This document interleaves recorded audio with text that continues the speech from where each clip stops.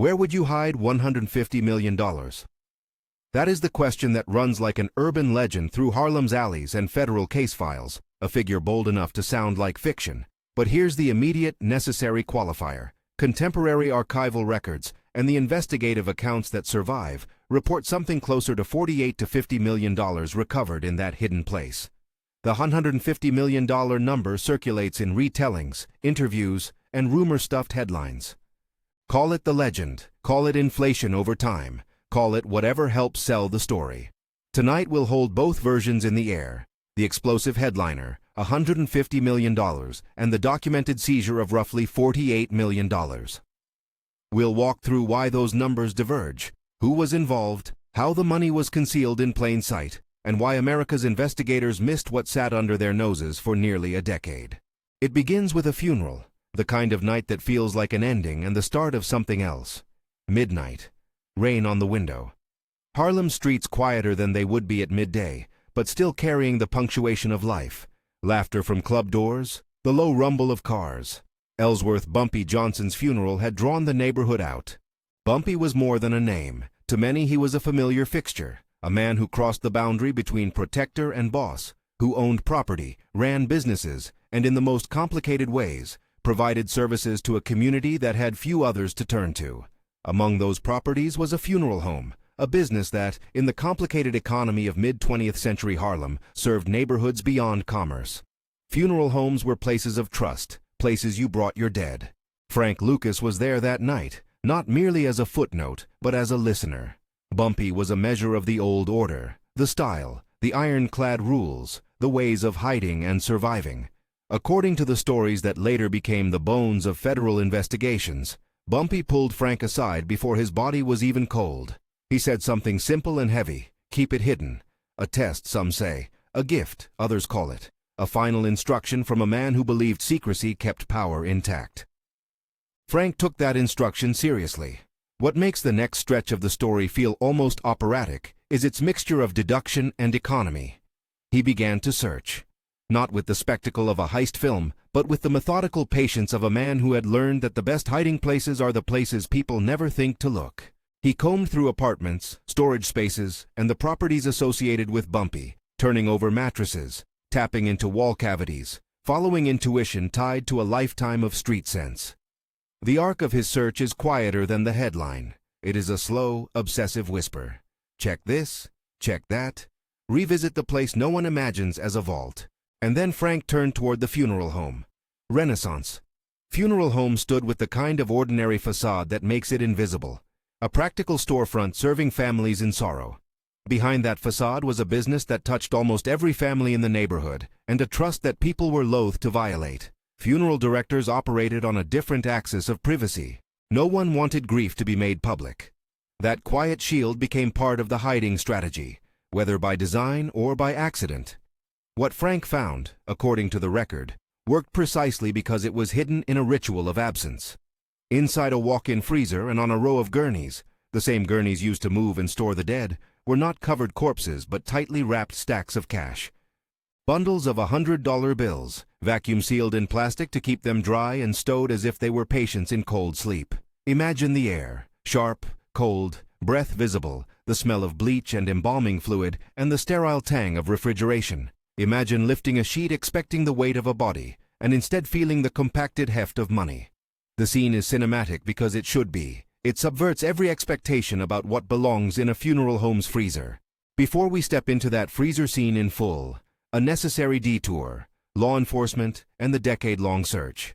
The FBI, led in Harlem by agents like Dennis McCarthy, waged a long, meticulous effort to find Frank's operation.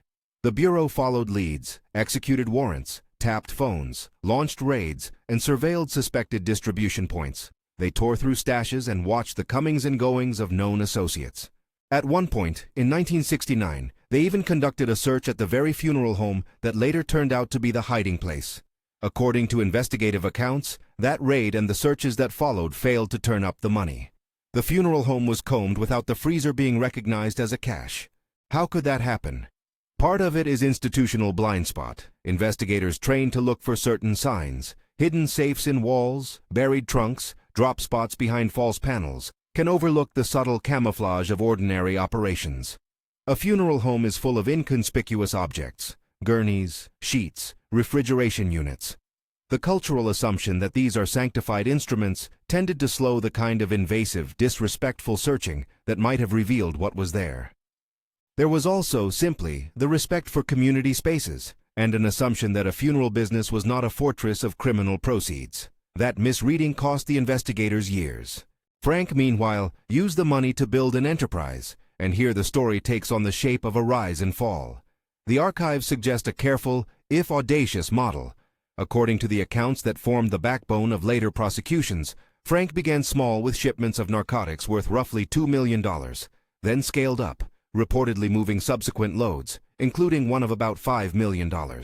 With cash coming through channels he found efficient, Frank reinvested, buying product in larger quantities, creating distribution networks, and laundering proceeds into businesses and properties that offered cover and plausible legitimacy. The money in the freezer was not a single pile meant to be spent in a rush. It was working capital, a reservoir to bankroll growth, pay associates, bribe when necessary, and keep product flowing. But growth breeds visibility, and visibility breeds mistakes. Vanity is its own kind of structural weakness. For Frank, one moment crystallized that vulnerability: the chinchilla coat. It is a single image that became emblematic of how flaunted wealth can invite scrutiny. Whether at a fight, in a public appearance, or simply walking a famous block, Frank's display of an expensive coat amplified attention from rivals, law enforcement, and the curious. That flash of luxury helped shift him from a shadow operator to a figure people talked about. The same boldness that let him move daring shipments also exposed him to those tracking the money. The investigation that ultimately brought Frank down was not a single-minded federal hunt alone. It was a combination of federal agents, local detectives, and men like Richie Roberts, law enforcement officers who pieced together patterns, followed financial trails, and cultivated informants. By the mid-1970s, the net tightened.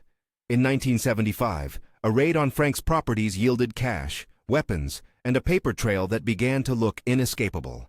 One of the most documented figures from these operations is the $584,000 in cash found at one of Frank's houses, a much smaller figure than the sums alleged to be hidden under sheets, but concrete and prosecutable. But what of the money in the funeral home? The archive records that the bulk of what had been stashed there, the freezer caches on gurneys, was ultimately recovered after Frank's cooperation with investigators. When federal agents re-entered the funeral home with a warrant and the advantage of Frank's directions, they found the stacks of bills precisely as Frank had described, vacuum-sealed and stacked on gurneys. The case files and later press accounts converge on a figure in the neighborhood of $48 million to $50 million for what had been in that freezer. Again, that is the documented seizure figure. The $150 million headline lives as an inflated claim, an aggregation of rumor, remembered assets, and repeated retellings that gains momentum simply because people like large round numbers and neat, spectacular myths. There is a moral texture to this story that resists easy judgment. Bumpy Johnson was, in many accounts, more than a criminal. He was a community figure who provided services and shielded people in ways that made him complicated.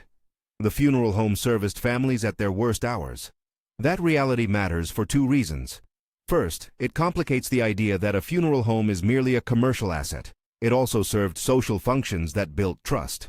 Second, it creates a context that helps explain how hiding money there could feel both strategic and, to those involved, not monstrous. That is not to excuse the consequences of the drug trade that was financed by such funds, addiction, violence, and the corruption that rippled outward. But it does help explain the thinking behind choosing a funeral home as a hiding place. The human elements of the narrative deserve attention beyond the glitter of cash. Samuel, the funeral director at Renaissance, is a figure whose public posture was one of plausible ignorance. He insisted he did not know what lay inside the walk-in freezer when investigators first searched. Whether his claims were honest, protective, or a mixture of both, the fact remains that people entrusted to handle the dead were, by virtue of their work, given privacy that could be exploited. McCarthy later carried a certain professional embarrassment for the Bureau's failure to find the freezer money earlier. Dennis McCarthy's manhunt was dogged and intense, but it also illustrates how law enforcement can spend years chasing shadows when the real thing is cloaked by ordinary institutions. Frank's emotional reaction to finding the money, the first time he lifted a sheet and felt the dense, cold weight of wealth, is a pivotal scene. The accounts portray a man who experienced not just elation, but a deeper, wrenching realization of what he'd entered into.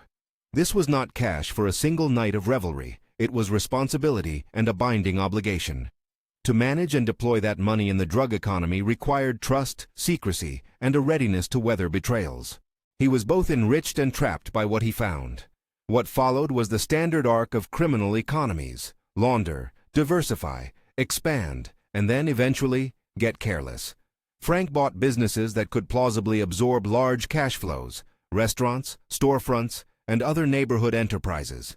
He used real estate to obscure cash movement and to root his operations in the community, giving them a badge of normalcy. Yet no laundering scheme is perfect.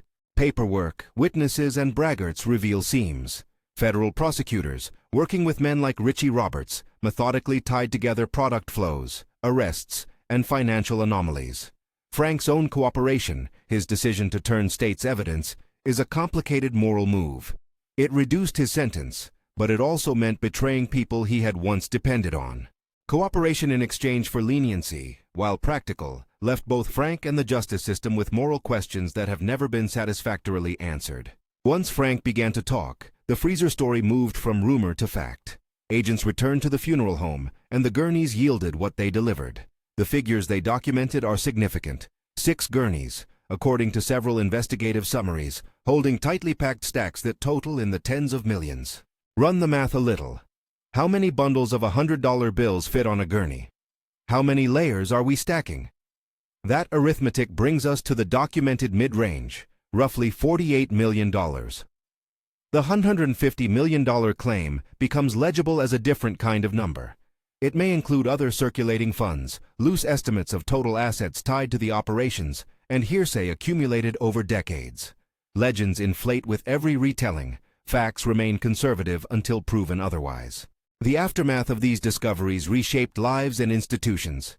Frank served time and later walked free after cooperation, but he never fully escaped the shadow of the empire he had built and the damage it caused.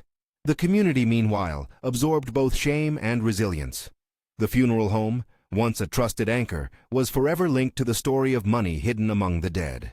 For the FBI and agents like McCarthy, the case was a wound and a lesson. The field of vision matters. Investigators learn to be more skeptical of the obvious. They learn that places sanctified by grief can also be used strategically by those who know how trust functions in a neighborhood. The moral arcs in this story are not tidy. Bumpy's instruction, keep it hidden, can be read many ways. As strategy, it was brilliant. Hide in plain sight. As ethics, it was corrosive. The funds enabled a market that harmed people. The funeral home's veneer of service made it a credible hiding place, and that trust was weaponized. Frank's ascent shows the efficiency of a direct supply model, and his fall shows the durability of institutional perseverance. Vanity, the chinchilla coat, the visible markers of wealth, slipped through the careful veneer and gave prosecutors one more opening. The state did its work, but only after a delay that cost years and collateral damage. Why then does $150 million persist?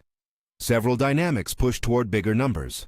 First, memory and narrative appetite favor the spectacular. People remember round, dramatic sums better than the prosaic truth. Second, some participants in retellings, whether former associates, journalists, or storytellers, inflate totals either for effect or because they are aggregating multiple caches and unrelated accounts. Third, the political economy of headlines, the need to grab attention, rewards hyperbole. Finally, human cognition has a tendency to conflate the tangible shock of a freezer full of cash with a lifetime's accumulation of wealth in many forms: laundered profits, real estate, and offshore accounts that might never be fully documented. All of these fuels the gap between the frozen ledger of documented seizures and the livelier, more pliable ledger of rumor. There is an irony that threads through this whole tale. The same qualities that made the money invisible also made the operation precarious. Funeral homes are durable places. They move slowly. They are respected. They serve communities quietly. And those are the very features exploited here. But that quietness also breeds complacency. Investigators in the late 1960s and early 1970s were not expecting a gurney to be a vault, and cultural assumptions about what deserved intrusive searches protected certain spaces. It took the combination of a more visible lifestyle, internal betrayal, and sustained law enforcement attention to reveal what was under the sheets. The human stories remain the beating heart of all this. Bumpy died, and his funeral was both an end and a vector for another man's rise. Frank found the money and, in the process, inherited a web of obligations. Dennis McCarthy and his colleagues chased the case for years, learning hard lessons about assumptions and institutional blind spots. Richie Roberts and other prosecutors constructed the legal scaffolding to bring charges and to secure convictions. Samuel, the funeral director, maintained that he did not know. The record treats such claims with caution. Nicky Barnes and figures from organized crime circles appear at the edges of this story, reminders that Harlem's underworld was entangled with other national and international networks, alliances that made Frank's operation possible and dangerous. When the final police reports were written and the trials wound down, the numbers were an important but incomplete ledger of consequence. $48 million is a dramatic sum, and it was the documented recovery from the freezer caches. Hundreds of thousands in cash were found in houses. But the wider human cost, addiction in neighborhoods, the violence that followed in too many cases, the long police surveillance that unsettled communities, is not quantifiable in the same ledger. The freezer money is a symbol of secrecy, of strategy, and of the moral fog that surrounds survival and profit in marginalized communities. Stories like this force us to reckon with a paradox. Invisibility is both protection and danger. For Bumpy, secrecy was power. For Frank, secrecy was capital. For the FBI, the inability to see what was obvious in hindsight was a painful lesson about institutional arrogance and cultural blind spot. For a neighborhood, the revelation that money lay on gurneys meant a betrayal of trust, and possibly the realization that ordinary institutions can be turned toward extraordinary purposes. So where does that leave the $150 million headline? It leaves it as a fascinating piece of narrative folklore, a number that captures public imagination and amplifies the stakes. But it also demands skepticism. Archival documents, case files, and investigative records consistently point toward a mid-range figure, roughly $48 million recovered from the freezer gurneys. The larger number likely includes conflated assets, subsequent seizures, and simple exaggeration. Both counts are important to hold, the smaller for the sake of factual accuracy, the larger for understanding how stories grow. The case also gives us a final, practical takeaway about human behavior and institutions. The places we trust are not always sanctuaries from theft, but they are spaces where trust can be weaponized. The lesson for investigators is not a glamorous one. It is simply to look where the rules tell you not to look, and to treat cultural assumptions as potential blinders. The lesson for communities is grimmer. The structures we build to care for one another can be co-opted in ways that cause harm. If you picture that walk-in freezer one last time, imagine the layers, the chill, the sheets, the vacuum-sealed stacks, the steady hands lifting fabric to reveal the dense, compacted weight of money. Imagine a man who once watched a mentor die and then spent years piecing together where his secrets might be. Imagine agents who for years chased him while the prize sat under the covers of what everyone called a sacred workroom. The image is vivid because it cuts against our everyday assumptions about where value is stored. It is the ultimate hide-in-plain-sight story. Was Bumpy the mastermind who set the rules? Was Frank the smarter player who followed old instructions to brilliant, destructive effect? Or were both simply actors in a larger historical system where opportunity, scarcity, trust, and desperation collided? I leave that to you to decide. Tell me in the comments, was this a triumph of strategy or a tragedy of vanity? If this story held your attention, like and subscribe for more archival dives into the moments where ordinary places harbor extraordinary secrets.